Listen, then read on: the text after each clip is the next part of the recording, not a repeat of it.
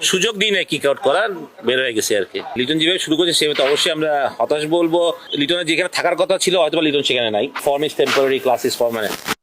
Class player লিটনেরও মানে যত খারাপ সময়টা মনে হচ্ছে ফেলে এসছে বেস্ট ইনিংসে, অনেক দূরে ফেলে এসছে, সেটা এখন ভালো সময়টাই আসবে ইনশাল্লাহ। Form is temporary, class is permanent. Class player, তো আমি মনে করি যে ডেফিনেটলি ওর একটা ব্রেক দরকার ছিল, ব্রেক নিক। আমি মনে করবি যে ডেফিনেটলি ওর মধ্যে সেই অ্যাবিলিটি আছে, তো ঘুরে দাঁড়ানোর সেই রকম প্লেয়ার যে একাই ম্যাচ দিতে পারে। তাই বিলিভ ওর গুড টাইমগুলো আমাদের সাথে এবার হবে। ও সেভাবেই দলকে ব্যাটিং এলে আমি মনে করি he is our main strength. তো লিটন যদি ঠিক মতো দাঁড়িয়ে যেতে পারে, আমাদের মানে ব্যাটিংয়ে যারা ইউথরা আছে, বেশ কিছু পাওয়ারফুল হিটার আছে আমাদের উপরে, তামিম সোহান আছে, বা মাঝখানেও আমাদের ফরেন প্লেয়ার যারা আসবে তারাও ভেরি গুড প্লেয়ার্স। তো আশা করি আমাদের batting will be very very strong, সেটা অবশ্যই। আর আমি মনে করি যে মানে লিটনেরও মানে যত খারাপ সময়টা মনে হচ্ছে ফেলে এসছে বেস্ট ইনিংসে, অনেক দূরে ফেলে এসছে, সেটা এখন ভালো সময়টাই আসবে ইনশাল্লাহ। সুজন ভাই, আমি একটু অ্যাড করি এটার সাথে। লিটনের ব্যাপারটা যেহেতু কথা হচ্ছে যে আপনারা যারা কোচ অনেকদিন ধরে ক্রিকেটের সাথে কাজ করেন, তারা বরাবরই বলে আসছেন যে লিটন ক্লাস প্লেয়ার, ও জাস্ট একটা ইনিংস দূরে একটা ভালো কামব্যাক করার জন্য। কিন্তু প্রতিবারে আমরা দেখি ওর ক্যারিয়ারটা যদি দেখেন, এত বছর ধরে ক্রিকেট খেলছে, যেভাবে সমৃদ্ধ হওয়া উচিত বা যেভাবে আসলে কনসিস্টেন্ট পারফর্ম করা উচিত, সেভাবে কখনো মানে ওভাবে দেখা যায়নি, বা ম্যাচ উইন করা বা একটা ম্যাচ যেটা পারফরমেন্স করে কোনো দেখা যায়নি। এই ক্ষেত্রে আপনারা একটু হতাশ কিনা যে ওর কাছ থেকে আরো বেটার হয়তো বা ক্যারিয়ারটা সমৃদ্ধ হওয়া উচিত ছিল, বা আরো কিছু পাওয়ার কথা ছিল? হ্যাঁ, লিটন যেভাবে শুরু করেছে সেভাবে তো অবশ্যই আমরা হতাশ বলবো। যে মন খারাপ লাগে লিটন রান করে না, কারণ লিটন রান করলে মানে দেখতেও ভালো লাগে, দলের জন্য খুব উপকার, বাংলাদেশ যেমন জিতেও। তো লিটনের যেখানে থাকার কথা ছিল হয়তো লিটন সেখানে নাই, এটা সত্যি কথাই, এটা এক বাক্যেই বলা যায়। বাট এমন না যে লিটনের গোল্ডেন টাইম শেষ হয়ে গেছে, হয়তো yet to come, best it yet to come. তাই বিলিভ করি যে লিটন হার্ডওয়ার্ক করে, সবই করে। কোথায় ওর প্রবলেম হচ্ছে সেটা আমি বলতে পারবো না। ট্যাকটিক্যালি আমার মনে হয় না প্রবলেম হওয়ার কথা, বিকজ ওর ট্যাকটিক নিয়ে অনেক কাজ করেছে। আমার এটা মেন্টালিটির একটা, মানসিকভাবে হয়তো বা কোনোখানে হয়তো বা একটা ব্যবধান হচ্ছে, যে রান যেমন প্রেশারে থাকছে, সে প্রেশার থেকে উঠে আসতে পারছে না। তাই মনে লিজনই গুড এনাফ প্লেয়ার এই প্রেশার থেকে বের হয়ে আসার জন্য। আমার মনে হয় যে যদি আপনি বেসিককে আপনি ব্যাক করেন, তাহলে আমার মনে হয় এখান থেকে সরে আসা সম্ভব। আপনি যদি এক্সট্রাঅর্ডিনারি কিছু না করে ব্যক্তিও বেসিক, আমরা সবসময় কোচটা একটা কথা বলি, যখন আপনার অফ ফর্ম থাকবে তখন আপনি আপনার বেসিকটা নিয়ে বেশি চিন্তা করলে আমার মনে হয় ভালো। যে রান করার কিছু ইয়ে তো আছে, আপনি প্রতিদিন একভাবে এক পেসে রান করতে পারবেন না, এটা ভেরি ডিফিকাল্ট। ডিফারেন্ট উইকেট থাকে, ডিফারেন্ট অপোনেন্ট থাকে, তো আপনাকে ওই জিনিসগুলো আন্ডারস্ট্যান্ডিং করে যদি ব্যাটিং করতে পারেন, তাহলে আমার মনে হয় যে ইটস মাচ ইজিয়ার। তো আমি লিটনকে ওইটাই বলবো যে just go to basic, that's it. Not sure, আমি একদমই কথা হয়নি। বেশি কোচ ভালো করতে আপনি অনেকদিন ধরে সাহায্য করছেন।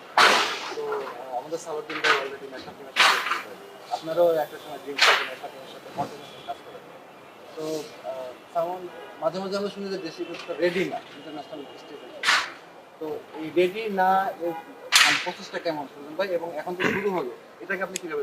আমি যদি কথাটা এইভাবে বলি যে ফরেন কোচটা কতটুকু রেডি, তারা যেই দেশে আসে তারা কতটুকু রেডি হয়ে আসে, তাদের এসে আপনি দেখেন তো একটা কোচ এসে বাংলাদেশ ক্রিকেটকে অনেক উপরে নিয়ে চলে গেছে, এমন তাই না? ইফসান পারসের পারফরমেন্স, এটা হঠাৎ যদি সালাউদ্দিন বাংলাদেশের জন্য আগামী 3 বছর চাকরি করে, তো ওর আপস অ্যান্ড ডাউনস পারফরমেন্স থাকতেই পারে। হ্যাঁ, এটা ওর হবে, ওর ভালো হবে। কিন্তু যখনই সালাউদ্দিন একটা সিরিজ খারাপ করবে, তখন আপনি বাদ দিয়ে দিবেন, তাহলে তো আপনি কোচকে স্টেবল দিবেন না। আপনি তো ফরেন কোচের ক্ষেত্রে সেটা করেন না, বিকজ আপনার অনেক টার্মস অ্যান্ড কন্ডিশন থাকে, 3 মাসের স্যালারি দিয়ে বাদ দিতে হবে, তখন আপনি অনেক কিছু চিন্তা করেন। তো আমাদের তো রেজাল্ট যে এরকম একটা, যত কোচকে আপনি দেখেন, আপনি যখন ফিল সিমন্স এসছে, ওর যে প্রথম শুরু করলো, তখন তো আপনি বাংলাদেশি কোনো কোচ হলেও আপনি আর বিসিবিতে ঢুকতে দিবেন না, ঠিক না? বাট মানে আপনাকে সময় দিতে হবে। বাঙালি কোচরা রেডি না, কথাটা ভুল। মানে ক্রিকেটের বেসিক্যালি আমি বলি কোচিংয়ের একই ভাষা, যেটা ওরা বিদেশে বলে ভাষায় বলে, আমরা দেশি ভাষায় বলি, ডিফারেন্সটা হচ্ছে এটাই। কিন্তু আপনি কি বলবেন যে সচিন তেন্ডুলকার কিংবা আমি যদি বলি WG গ্রেস, স্কোয়ার কাট ডিফারেন্স? তো একই টেকনিকের খেলা, সুতরাং এটা দিয়ে কোনো প্রবলেম না। বালি আমাদের প্রবলেম হলো, আমাদের যেটা অনেক আগে থেকে আমি বলছি, আমি যখন বিসিবিতে চাকরিও করতাম, ইবনে সিরাজ আমালি স্যার তখন প্রেসিডেন্ট ছিলেন বলে, তখন আমি এটা বলেছিলাম যে আপনি আসলে রঙের ব্যবধানটা কমান, যে স্কিনার পপ দেখা, কারণ আপনি সাদা চামড়া হলেই ভালো কোচ হতে হবে বিদেশে বসে কথা বলে। হ্যাঁ, হয়তো বা থাকতে পারে, কিন্তু আজকে সালাউদ্দিনরা তো মানে যদি আমি বলি, বাংলাদেশে অনেক কোচ আছে যারা এত এক্সপিরিয়েন্স, আর কেন পারবে না আমি কথাটাই বুঝতে কোনো সময় আমি সবসময় নারাজ ছিলাম। তাই বিলিভ যে একটা গুড স্টার্ট সালাউদ্দিনকে দিয়ে শুরু হয়েছে। হয়তোবা আশা করি যে সালাউদ্দিন তার কিছুটা হলেও ছাপ রাখতে পেরেছে এই ছোট্ট একটা সংক্ষিপ্ত ট্যুরে। বাট আমি মনে করি লং টার্মে সালাউদ্দিন হয়তো টিমের প্রতি আরও বেশি এফেক্ট হবে, এবং আমরা ফিউচার আরও বেশি বাংলাদেশি কোচকে দেখতে পারবো। আমার মনে হয় যে ফাস্ট বোলিংয়েও আমাদের বাংলাদেশে অনেক কোচ তৈরি হয়ে যাচ্ছে, তাদের ব্যাপারেও চিন্তা করতে পারে ক্রিকেট বোর্ড। ফিল্ডিংয়েও আমাদের অনেক ভালো কোচ আছে, যে আমাদের বিদেশ থেকে একটা ফিল্ডিং কোচ না বিদেশ থেকে আনতে হবে, আমি এটা বিশ্বাস করি না আসলে। সুজন ভাই, একটা প্রশ্ন করতে চাই যে আপনি যেটা বললেন কোচ নিয়ে, মানে আপনি এখন বোর্ডের সাথে সম্পৃক্ত নাই, কিন্তু এখন যে বোর্ড যে কমিটি আছে বা যারা চালাচ্ছে, কোনো মানে ন্যাশনাল টিমে হোক বা অন্য কোনো লেভেলে হোক আপনাকে কোচের ব্যাপারে কোনো আপনার সাথে আলোচনা হয়েছে কিনা বা আপনাকে অফার করেছিল, যদি করে থাকে তাহলে আপনি এটা নিয়ে চিন্তা করবেন কিনা? চাই না, অফার তো করেনি, বাট আমি প্রেসিডেন্ট স্যারকে বলে আসছিলাম যে যদি কোনোভাবে আমি যদি কোচিং করাই, ইফ দ্য থিং আমি ক্যাপেবল, আমি প্রশ্ন বলে আসছিলাম ওনাকে, তাহলে আমি অবশ্যই করতে চাই, বাট আমি জানি না এটা এখন সেই মুহূর্তের আছে কিনা, কারণ দেশ পরিবর্তনের মধ্যে দিয়ে যাচ্ছে একটা, তা আমরা অথবা ওই মেধাটা আমাদের নাই যে অথবা কাজ করতে পারবো কিনা, সেটাই সবচেয়ে বড় কথা। তো বাট যদি হ্যাঁ মানে যেহেতু আমার পেশা কোচিং, আমি এখনো কোচ, এটাই আমার পেশা, সুযোগ আসতে করবো, যদি সেরকম সুযোগ সুবিধা থাকে অবশ্যই আমি করতে ইন্টারেস্টেড বাংলাদেশের জন্য।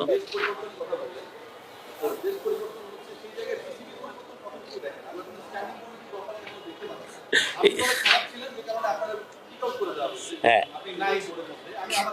সুযোগ দিই না কিক আউট করার, বের হয়ে গেছে আর কি।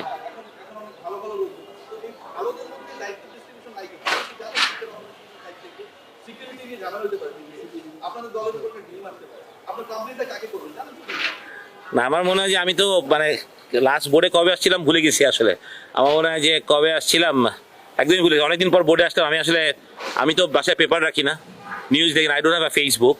মাঝে সাথে যে ইউটিউবে তোমারও কিছু কন্টেন্ট দেখি বা অনেকের কন্টেন্ট দেখা হয়, তো যেটা হয় যে ওইটাই জানি, বাট আমার মনে হয় যেটা তোমরাই ভালো আনসার দিতে পারবে। মিডিয়া যেহেতু comes everyday in and out, তোমাদের এখানে কাজ থাকে বা আপনাদের এখানে সবার কাজ থাকে, তো বাট আমি বলি যে ডেফিনেটলি তারা they are trying to run it properly, ভালোভাবে যেই স্বপ্ন দিয়ে তারা শুরু করতে চেয়েছিলেন সেটা ডেফিনেটলি আরও ভালো করবে। যেখানে আমরা হয়তো বা ভালো করে দিতে পারিনি, সেটা করার কথা এখান থেকে আরও ভালোভাবে।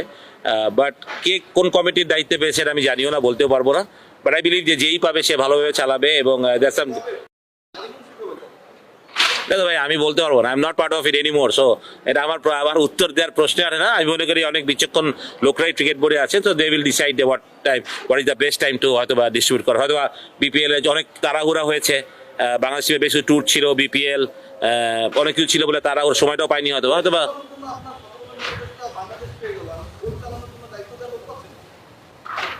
এটা তাদের কোশ্চেন, আমার আনসার না এটা আসলে। সত্যি থ্যাংক ইউ। ঢাকা ক্যাপিটালসের মিডল অর্ডার নিয়ে আসলে আলাদা কোনো পরিকল্পনা আছে কিনা? Very good question. আমি নিজেও খুব কনসার্ন আসলে একটা জায়গায়, কারণ we have so many top order batsman. মানে যখন দলটা করা হয়েছে তখন আমি was not in the table, সেটাকে আমি একদম পরে জয়েন করেছি দলের সাথে। আবার আমি নিজেও খুব কনসার্ন যে আমাদের মিডল অর্ডারটার একটু ঝামেলা, আমাদেরকে মেকশিফট করতে হবে। আমাদের এতগুলো টপ অর্ডার, তাদেরকে তো খেলাতে হবে, তাদের কাউকে না কাউকে আমার বেশি আনতে হবে যে কাকে আমি মিডল অর্ডারে খেলাবো।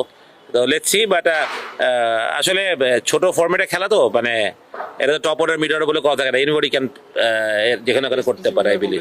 মুনিম শাহরিয়ার এবং সাব্বির রহমান অনেকদিন ধরে কিন্তু চ্যালেঞ্জিং ক্রিকেটের বাইরে বা একটু অফ ফর্মে অন অ্যান্ড অফ হয়েছেন। বিদেশি ক্রিকেটারও সেভাবে মিডল অর্ডারে ঢাকা ক্যাপিটালস ফিরাতে পেরেছে কিনা, সব মিলিয়ে আসলে স্পেসিফিক কোনো প্ল্যান? কারণ 30 তারিখ এখনো তো প্ল্যান ওইভাবে করিনি। ডেফিনেটলি আমার মাথায় আছে অনেক কিছুই, বাট ডেফিনেটলি সেটা এখন হয়তো আমি ইমপ্লিমেন্ট বলতে চাই না বা ইয়ে করতে চাই না, বাট দেখি লেটস সি। কারণ আমি সাব্বির অনেকদিন জানেন এই কথা, সাব্বির কদিন আগেই শ্রীলঙ্কা খেলে আসলো, দু একটা ইনিংস দেখলাম, হয়তো অল্প সময় ব্যাটিং করেছে, but at least he meet the ball very well. তো ফর ম্যাচকেও ব্যাটিং দেখলাম, ভালোই মিট করেছে ব্যাটে। তো দেখা যাক, কত এক্সপিরিয়েন্স প্লেয়ার, অনেক এক্সপিরিয়েন্স আছে ওর। Good days he is very dangerous, যেটা আমরা সবাই জানি। তো আশা করি যে অনেক অফ ফর্মের প্লেয়ার আমার দলে আছে, যেটা প্রথমেই প্রশ্ন ছিল আমার কাছে হয়তো একটা। এবার আমি মনে করি সে অফ ফর্মগুলো যদি ফর্মে আসে তাহলে Dhaka will be a very very dangerous team.